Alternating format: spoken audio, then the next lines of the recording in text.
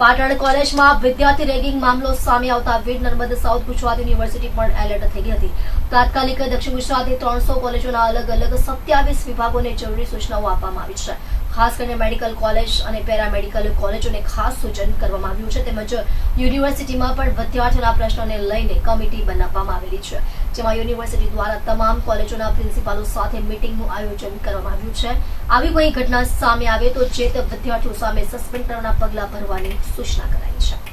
પણ જે પાટણ યુનિવર્સિટીમાં ઘટના બની છે એ ખૂબ જ ગંભીર છે. આપણી વિનર્મદ દક્ષિણ ગુજરાત યુનિવર્સિટીની અંદર 300 કરતાં વધુ કોલેજો અને 27 કરતાં વિભાગોને અમે ઓલરેડી મૌખિક તો જાણ કરી જ દીધી છે અને આજે અમારી મિટિંગ પણ છે, એટલે તેમાં પણ અમે આ અંગે કડકાઈથી જરૂરી માહિતીઓ અને સૂચનાઓ આપનાર છે.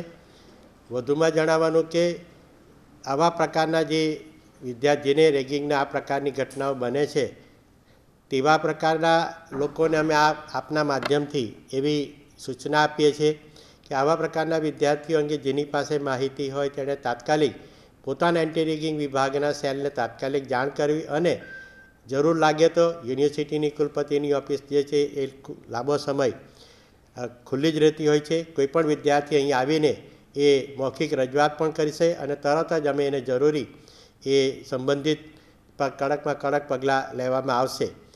વધુમાં અમે આ તમામ કોલેજોને સૂચન પણ કરી રહ્યા છે, પરિપત્ર પણ કર્યા છે અને ખાસ કરીને જે અમારી મેડિકલ કોલેજો જે છે તે લોકોની પણ આજે અને 8 જેટલી મેડિકલ કોલેજ અને 50 કરતાં વધારે પેરામેડિકલ કોલેજો જે છે તે લોકોની પણ આજે અમારી કોમન મિટિંગ છે જ.